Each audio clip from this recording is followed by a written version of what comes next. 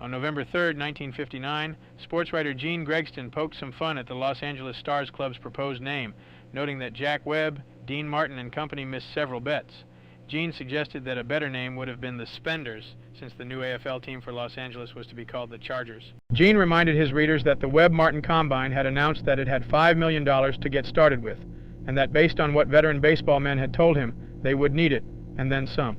The important factor in the move was the Webb-Martin Group's effort to obtain a major league territorial right, which they had already broached to Dodgers owner Walter O'Malley. Should they acquire that right, they would be sitting pretty, and they would be in on the ground floor of the Continental League if we became a going concern, amid all the pessimism surrounding our plans. If it did not, they would still be in excellent position to come up with a franchise in an expanded American League. In only 2 years, the American League had realized how dreadful an oversight it had made. Now it would no doubt like to come into Los Angeles and share its spoils with O'Malley. When, and if, the American circuit would be able to do so was a mystery. If our Continental League became a reality, the American League might be frozen out of the West altogether. If it didn't, you could see the beauty of the Webb-Martin Group's spot.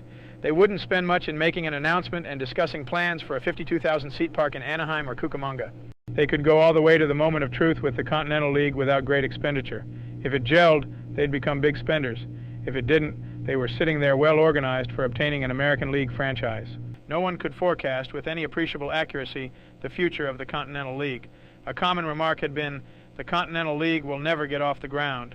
But remember that everyone had made the same statement when Orville and Wilbur Wright were fiddling around with a flying contraption, and look what they started.